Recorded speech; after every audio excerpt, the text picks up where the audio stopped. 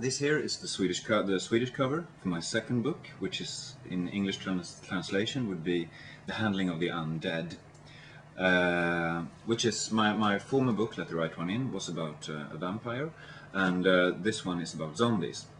And in the story, I've tried to do a similar thing to what I tried to do with Let the Right One In, that I tried to consider if a person actually was a vampire, as if such a thing as vampires really existed, what would their life be like?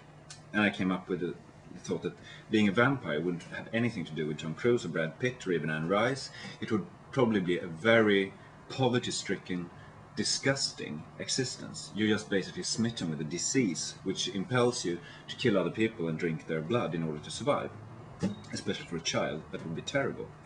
And in this story, the Handling the Undead, I want to do a take on this thing with zombies, because I've seen several zombie movies, I really like zombie movies, but I thought to myself, why are zombies always aggressive? They always are in the stories. They kind of brains, and they want to eat people's warm meat or whatever.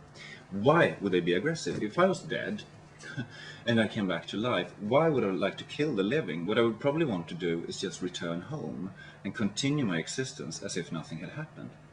So the zombies in this book are not aggressive. They're just basically very, very damaged people, because some of them have been in their graves for a while, so they're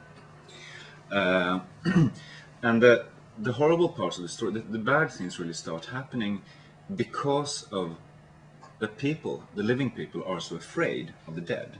Our horror of death really starts the terrible things happening in this book. And the title, Handling the Undead, comes from that I wanted to explore. If 2,000 dead people came back to life, how would society deal with such a matter? What would the government do? What would the police do? What would, So there's some passages in the book where I just shortly detail what is happening in the society around, but the book is centered on 3 different stories, 3 different people with 3 different relation to a dead person who comes back. An elderly woman who has nursed her husband for many, many years while he's going into senility, and then he dies. And her reaction when he comes knocking on her door late at night is, "What are you doing here?"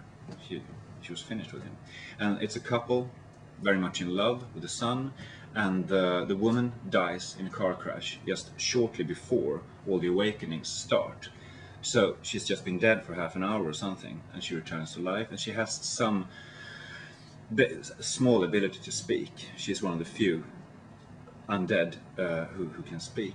And also his grandfather and his relation to his dead grandchild, who was just 7 years old when he died, and his work in trying to coax this dead boy back to life. It's really sad, that part. I'm sorry.